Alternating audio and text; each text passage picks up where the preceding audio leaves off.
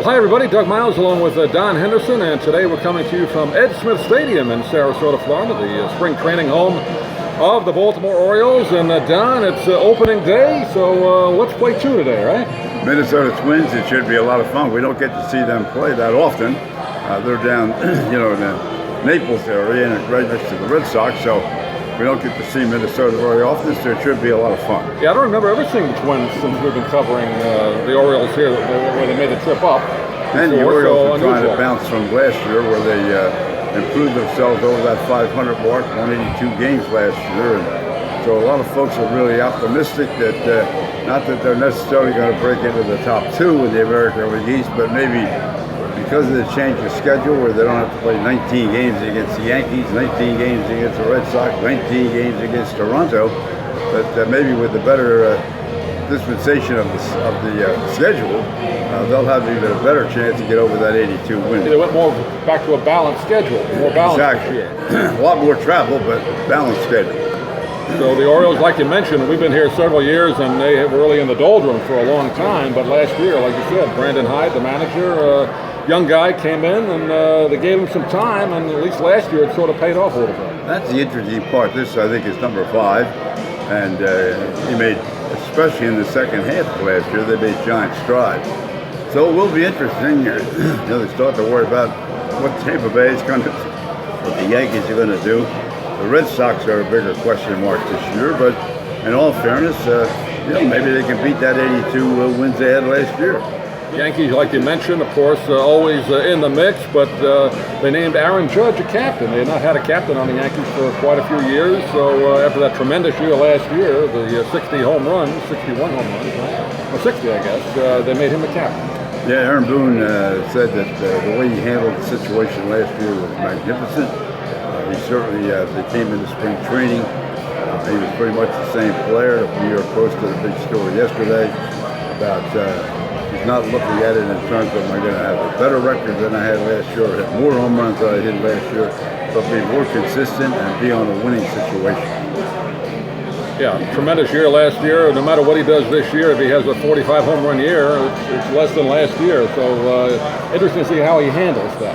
Yeah, but very seldom, even go back to Mantle and Maris and the great days, very seldom they came back with back-to-back years that were big home runs. Mantle did it in losing the MVP to Maris in '56, but he came back again in '57 and had a big year.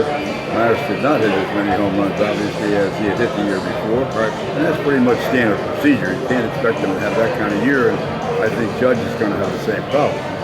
We'll get a chance to see the Yankees a couple times. They come here to Sarasota. Hopefully we'll get a chance to go up to see the Yankees in Tampa. We put in for a credential to see when the Orioles go up there, so it'll be fun to see what happens up in Tampa with the Yankees this year. Yeah, anytime you go to Steinbrenner Field, it's always a lot of fun.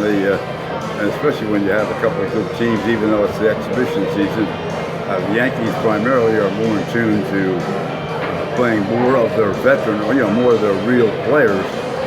Normally when they come on the road, like here at Ed Smith Stadium, they may bring 4 or maybe 5 at the most of their normal regular players. And the rest of the players are fill-in. So, but when you're up there at Steinbrenner Field, they play more of the regulars, at least the first 4 or 5 innings. Yeah, it's a split squad situation. I think we're seeing a split squad of the Twins today. So it used to be a rule, I think you told me, Don, that on a split squad, they still had to bring 1 or 2 of their main starters. I don't know if that's still in effect anymore. I don't know what the rule is any longer, but you're right. All during spring training, it was mandatory that you bring X numbers of starters with you. And but we'll just have to wait and see. I haven't seen the starting lineup yet. We got here early. We'll take a look at it in a few minutes and see who Minnesota has. I would say the Orioles are probably going to play many of their regular players. A couple of rule changes, though, in baseball this year, Don. We touched on it a bit in our last show, but I saw, just kind of reading the papers today online, that the pitch clock actually had their first infraction yesterday in one of the early spring training games. I believe Manny Machado, the Padres, was called for not being in the box within the, I think it's 15 seconds. That's exactly right. 15 seconds. They have to deliver a pitch, and so it'll be very interesting to see. It'll be the first time that we weren't at any minor league games, obviously, where they incorporated this last year under a trial procedure. We weren't involved in that, but we will see it for the first time this afternoon. I'm very interested to see that 15-second clock, and also when the runner's on base, the pickoff moves and how things happen in that area as well. Yeah, the pitcher has 20 seconds with runners on base, 15 without runners on base. Correct. The batter has to be in the box, I believe, with 8 seconds left on the clock, aware of the pitcher, looking at the pitcher. And Manny Machado apparently wasn't. He got called for a strike. Well, we're gonna see it. So I'm really interested.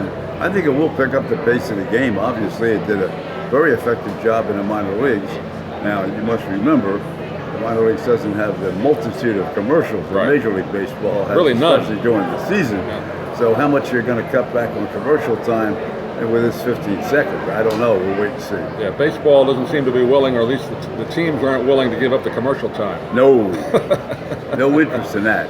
The other rule changes, of course, are the shift rule. You have to have 2 fielders on each side of second base. No more overloading on one side of the field. That's right. The only thing they can do, and which has been talked about a lot, is if you have a strong left-handed pulling batter, you can take your left fielder and put him in short right Play him field, short right or short left, and just have 2 outfielders and basically 5 infielders with him behind second base out on the outfield grass.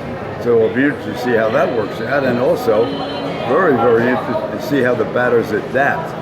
Because I mean, I can't imagine if you have no left fielder out there, somewhere along the line, somebody's got to decide we got to start hitting the ball the other way. You just punch it over their head. Yeah, I mean it's silly. If I mean, you're it's willing to do that. Yeah. Crazy. Yeah. The other one was larger bases. Yeah. Which I think that's a good idea, just to prevent guys from getting their feet stepped on. I'm going to be very interested to see how that works too, because not that they're that much bigger, but they're bigger so that you won't have the tendency to slide off for that 1 instead of a second that they do with replay. You're out stealing a base. Stealing a bases, I think, is going to become again a much bigger factor in the 23 season. I think you're going to see a lot of stolen bases this year. Well, the other rule was the throwing to first base too. Yes. No more than 3 times. 3 times for you one can't batter. throw, or the runner gets automatically take second base. Right. And they are going to continue with the ghost runner, which I was.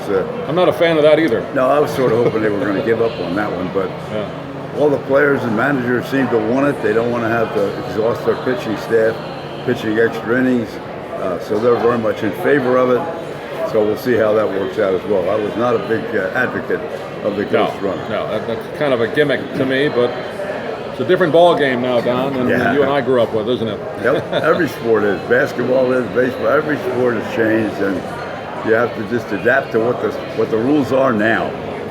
Well, it's a beautiful day today as we start the spring training season, a Saturday, and it's a sunny day. I guess we'll be in the low 80s today, so perfect for baseball. Looks like it's going to be, if not a sellout crowd, a pretty full crowd here at Smith. Well, it's going to be almost July weather. It's hard to, I mean, not from a humidity standpoint, but you just said yesterday the temperature in our area here was between 82 and 85. And that's very unusual for this early part of February. We usually have some cool weather in early February. It doesn't get warm until March. Right.